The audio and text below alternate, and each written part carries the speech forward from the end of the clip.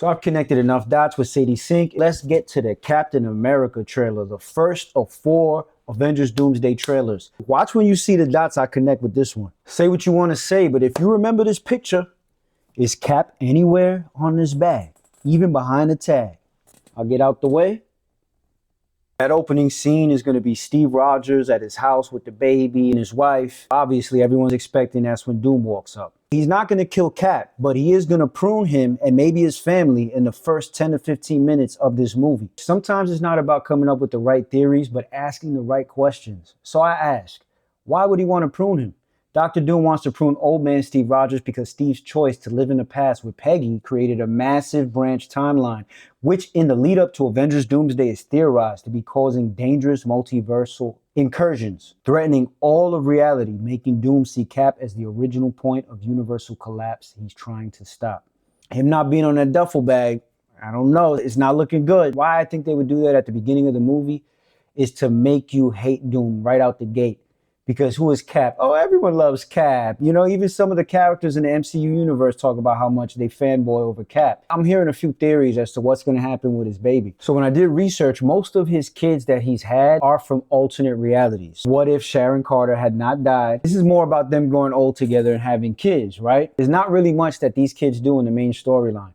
But there is another kid. If they prune him and his family, he could have his son being raised completely in the void.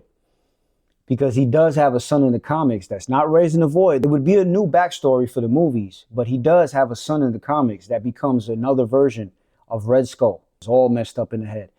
If you were born and raised in a void, in a desert like that, maybe this is a villain later on for the Young Avengers. Wait, there's more. Let's get to Thor, which is supposed to be trailer number 2. So if Thor gets killed immediately in the movie by Dr. Doom and not pruned, because maybe Doom wanted to defeat an actual god with his bare hands just to fill his ego. These are the places that Thor can go in the afterlife.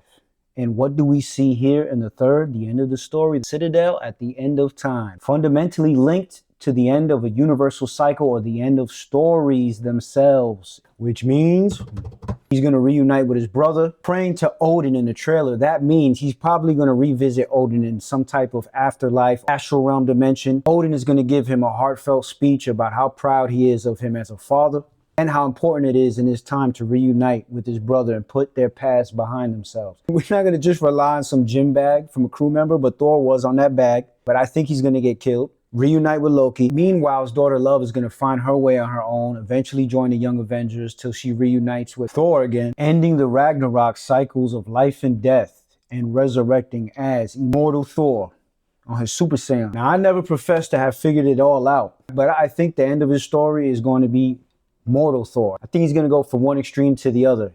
His highest level of immortality and then enjoying actually being immortal and living regular everyday life like he does in these comics. I definitely want to read some of these.